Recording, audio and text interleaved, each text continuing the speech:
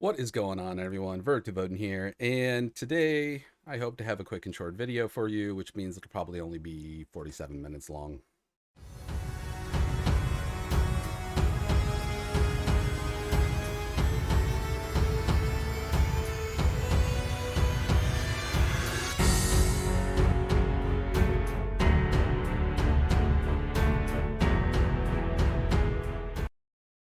So I want to bring up an idea that I brought up in my last video, where I did my best to keep it together while watching a video by, I think her name is Danielle D'Souza, Dinesh D'Souza's daughter, and her master class of bullshittery. Um, when I talked about that, there are people out there that purposely are vague and obtuse and um, lack any sort of detail into exactly what they mean, because to them, speaking and bringing across this message is like a work of art. Like a painting, if one painting is seen by 50 people, you're going to get 50 different answers of what that painting means. The painting doesn't speak directly to you. The effect that we have is a combination of the conditional responses and experiences that we've had to that moment, and it gives us a filter of how we interpret the art.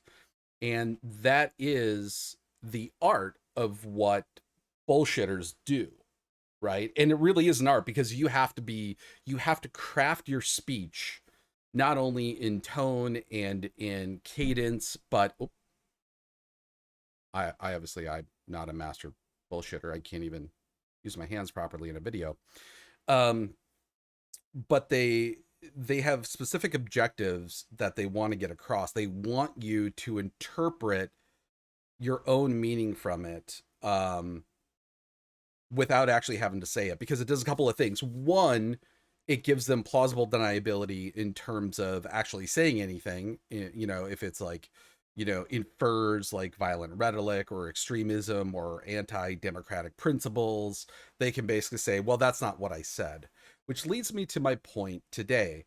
Now, normally I don't really address the comment section in videos of my own, because I usually just answer them directly.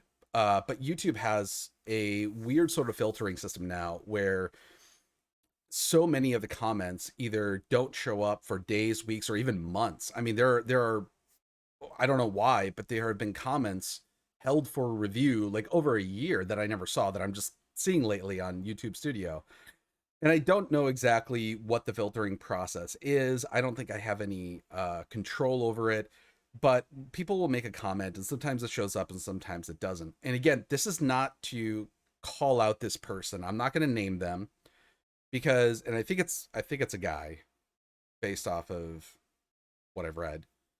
But I'm not here to shame the person. I'm actually here to make this video to empathize with them, because we all do this. We have all done this. Every person. This is not particular to men, to women, to young, to old. Oh, thank you, baby. Um, we all read things or hear things and interpret something different, and sometimes completely different from that which was written or what was said. And so I want to take a moment to kind of highlight this. And again, this is not to call the person out, because I'm like, again, I've done this. And remember, I'm middle age. I'm 45. Like, I was around to see the birth of Facebook. I had a MySpace page. So what I'm about to tell you is not something that I am exempt from. I have learned from it. And I'm hoping this video will kind of shed some light on it, and hopefully give you guys a different perspective of how to look and read and listen to things on the internet specifically, and even in like news media or whatever you're on. So I made a post about, just basically like last night, literally, I said, and this is in reference to Officer Falone from the January 6th attack. If you don't know his story, I can't suggest it enough.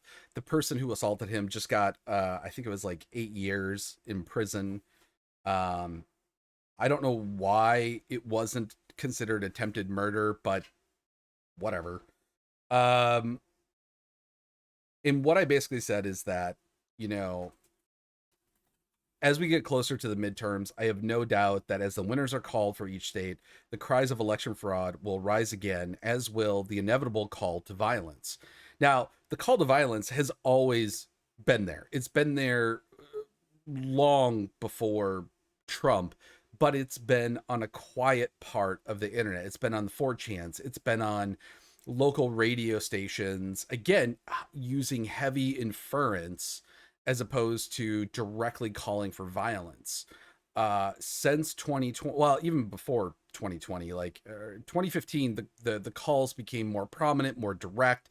I mean, fuck, even Marjorie Taylor Greene had like some video where she shot up a car and blew it up, talking about, I don't know if it was Pelosi or some of the Democrats. I'm working on a video of that. I got a lot to do this weekend. But this is what I mean, is this sort of like right-wing extremism. And I can already hear people like, they're going off of there, oh, such a right wing. And I'm like, there has been, and correct me if I'm wrong, because I could be wrong, there has been no Democratic candidate that has used guns and talk about taking back the country while firing a gun, and either firing a gun at a political opponent's picture or having like the sights of the gun, the crosshairs on a political opponent's face, and made an ad like that. I don't think that's ever again, I could be wrong. Post it in the comment section of my end, but it is the right wing that is doing this, and they've been doing it more and more and more, and the calls of violence do not go unheard. And what happens is you get the quote unquote crazy people to do the violence for you, while claiming, because of the heavy inference and obtuse messaging, that you had nothing to do with this, that this is a lone wolf. So even after I posted that warning about how the violence is going to get worse, last night, literally today, we find out that last night someone went into Speaker Pelosi's house and beat her husband almost to death because he was looking for her. He was looking for Nancy Pelosi. And I got to assume, because I think the charge is coming down as attempted homicide, he wanted to murder her. And it, surprise, surprise, he is a QAnon Trump supporter, mega, cheerleader. This is only going to continue to happen. This is going to stop. And what's interesting about this is a couple of things. Number one, whenever this happens with like Black Lives Matter protests and someone is hurt or someone is shot, they blame the entire group. They blame the entire Democratic Party. But when it happens on the other side, it's a lone wolf. It's someone who's mentally disturbed. They're not really part of us. This has happened every single time, from that Australian shooter to the mega hat wearing shooter up in Canada to that kid who shot up a school. It's always a double standard when it comes to responsibility. And it's amazing how they do it. So today, in response to the Nancy Pelosi story, I posted this on the community section. So it wasn't a video, something I wrote out. I said, well, as I said, this is only going to get worse. It was confirmed the person who assaulted her husband was looking for her. The GOP and the NRA have made it ridiculously easy to purchase a gun. I highly suggest you all do. Let me read that again. This is exact wording that I used. The GOP and NRA have made it ridiculously easy to purchase a gun. I highly suggest you all do. Now, I'm going to tell you my intent, because apparently it's not obvious to people, is that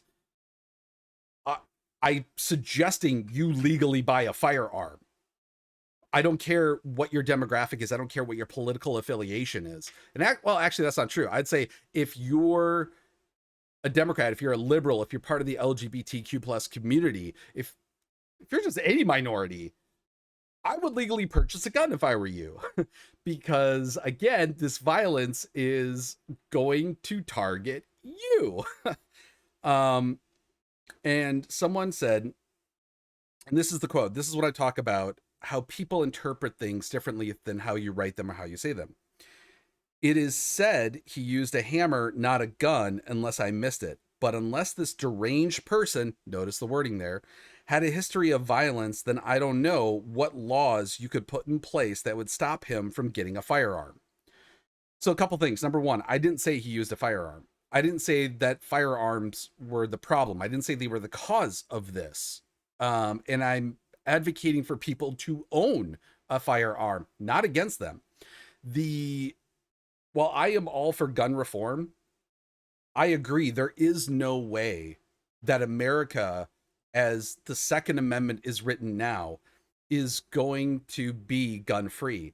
And this is the ironic thing, is that the president that had the largest reform in our gun history, in my lifetime even, was Ronald Reagan.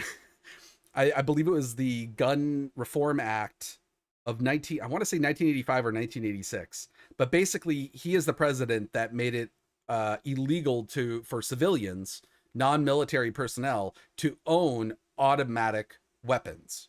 And at the time, this was like a demonization of gangland drive-by shootings during, pretty much the height of the failed drug war during the 1980s and later the 90s. Well, I mean, it's a sputtering war, but it's still going on. I digress.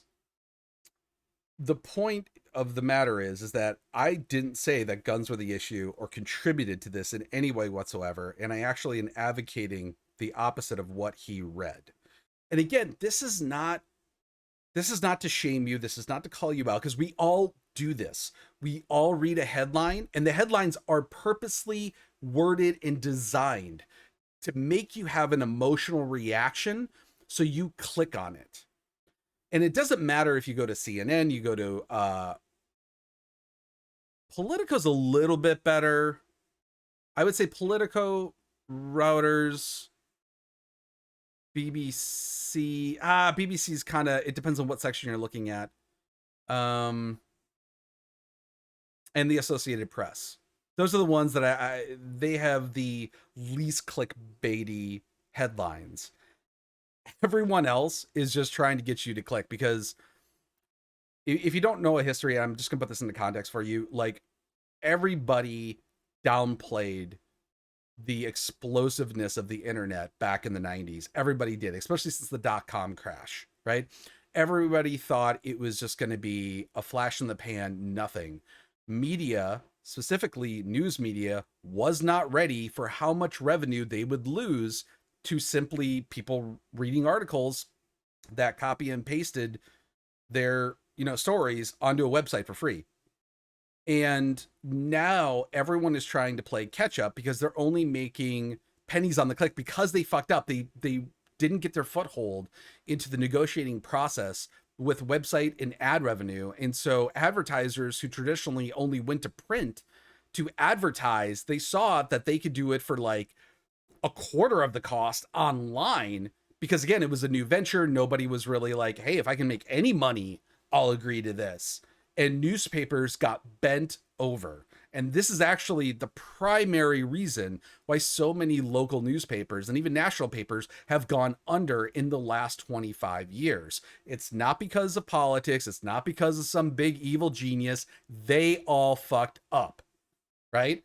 Like, I think one of the ones that actually got on board really early, I think, was Slate. Slate was one of like the earliest online news websites that saw the writing on the wall and was like, oh crap, we got to adjust really quick. Anyway, I'm sorry, I'm going off on a tangent. Anyway, my point is that the emotional reaction that they're trying to get you to click on, and the problem is that emotional reaction, that knee-jerk response that you have, is going to set a filter in your mind when you go and read whatever the story is. And a lot of people won't even take that step. They will just read the headline and instantly assume they know what happened, right? This is probably the most toxic aspect that the internet has created, and we really don't have a way right now of altering it. And this is actually why I'm doing these videos, is because I don't feel like people take enough time to dissect and go through on a more personal, less sanitized version where they're joking and making fun of other people and constantly prodding them. And it's done in like 30 seconds. Like, I feel like you need to go step by step and really help people understand what it is that they are being conditioned to do. You are being conditioned to have an emotional reaction to, one, just open up, right? Look at how many fucking ads are. This is Fox News. Look at all of these ads on the side here in between every other fucking paragraph. And then look at the bottom here. Look at this. Their goal is to get you to click on anything. And this is like Facebook's mantra, or any social media site. All they want to do is to keep you on their website clicking as much as possible, because it gets them ad revenue. Most of these commercials, again, are like auto start, or they just like pop up on the side. And there's a little counter in here that not only counts how many people go to the website, but how much time you spend on them. They want you to stay in here. They want you to read these like short little clips. Like the article itself, this quote unquote article, I think it's only one paragraph. It's segmented, like every sentence is double spaced, but if you add this up in totality, it's like a single paragraph, and it's really only there to exist as a blanket for all the ad revenue. It doesn't actually educate you on anything. Sorry, I'm going off again. So like I said, this is going to be a short video. When that emotional filter is triggered and you start reading the story, your brain, which, believe it or not, you have zero control over, the thoughts that start to come into your head, most people are not mindful of that. They're not, while they, how do I explain this? While they conceptualize it, it's almost like you have an inner monologue where you're talking to yourself as you're reading something. That's how we process information, is sort of this kind of like imaginary mirroring, where we think we're talking to someone else, but we're really just talking to ourselves. Very much in what I'm doing right now, actually, on the internet. But this sort of false reality that we have, if you're not aware of not only what the thoughts actually are or what instigates them, which constantly, again, is conditioning you to have certain thoughts over and over and over again, you're not going to be able to separate fact from myth. You're not going to be able to disseminate what is reality and what is not. And I do believe that that's how people like the guy who went in and was looking for Nancy Pelosi, that's how we get people like that. I don't know. Like, if we look at his mental health background, I'm probably just a normal guy. The people who planned January 6th, who had this delusion that they were going to be able to take over the Capitol, stop the certification of Joe Biden's electoral win, and somehow put Trump back into power, people actually believe that. Now, there are hundreds of people who are getting prosecuted right now who, obviously, once they were arrested and are now being prosecuted and sent to prison, reality is crystallized. And if you don't understand, like Scott MacFarlane, he is a news anchor. I don't know where he's a news anchor. I think it's like CNBC or ABC or something. I don't watch, I don't even have a TV. I don't watch news, but I do stay on social media and look at different profiles. And on Twitter, since January 6th, Scott MacFarlane, I don't know how many hours he works, but this dude is one of the most diligent documenters of every single case that is being prosecuted out of January 6th. I don't know how this guy has a life. But every day he's got these threads and he cites the court documents. He'll literally type out, what is going on. I don't know what the correct terminology is on that, but what people are saying, stenographer, something like that. Anyway, he's like dictating what everybody is saying in these courts, like lightning speed. The guy is like amazing, and he's posting the court documents. He's putting up pictures. He's putting up hyperlinks. And what you see is this basically, again, this crystallization where the myth and the bullshit goes away when the consequences become real. This is where the internet by itself doesn't do that, right? These companies, their aim is not to do that. It's to keep, I'm going to sound like fucking Morpheus out of the Matrix.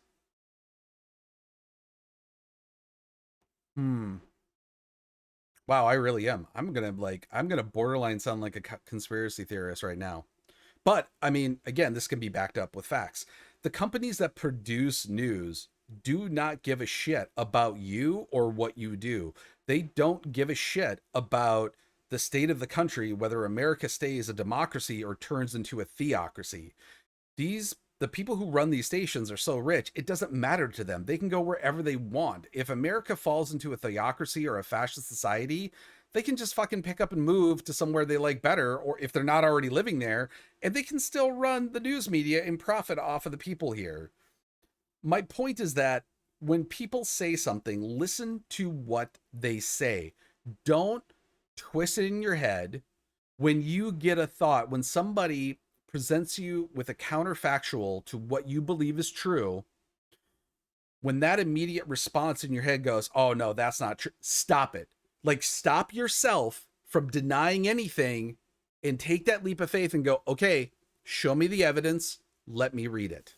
And read what is there, not what you think is there, not what you think is they're trying to say. Read exactly what they say. Get that first, and then comment, then discuss, then engage.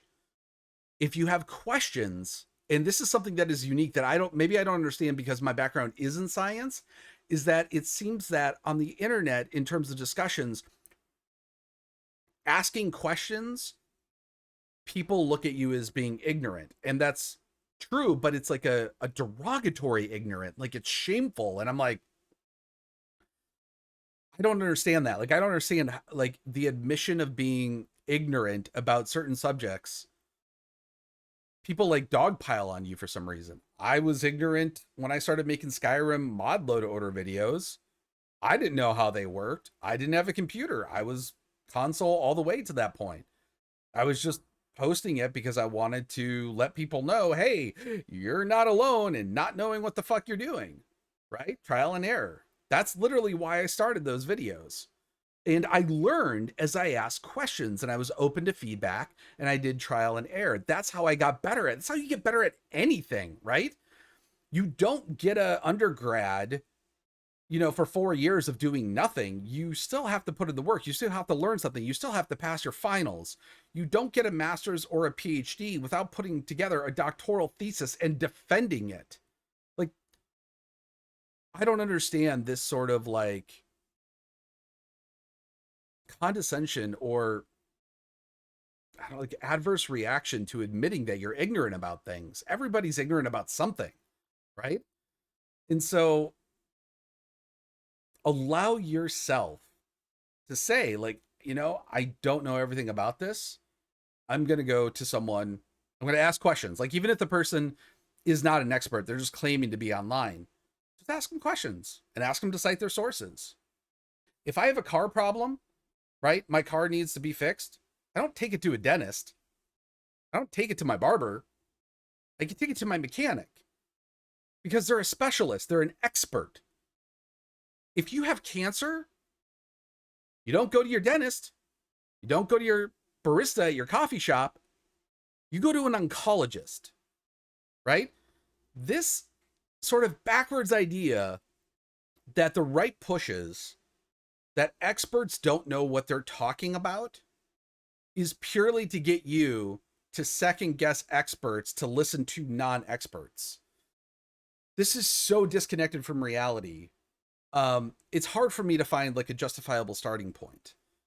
But coming back to the original point here is that we all do this. We all interpret things that aren't said, and we all can have knee-jerk reactions. We all have implicit biases. We are all a product of our environment, the way we're raised, our education, whether, what color our skin is, what gender we are, what gender we identify with, what our sexual orientation, all of that affects how our brains autonomously react to any sort of information. When that happens, see if you can be mindful of it. Stop your brain from assuming or interpreting and just read what was written.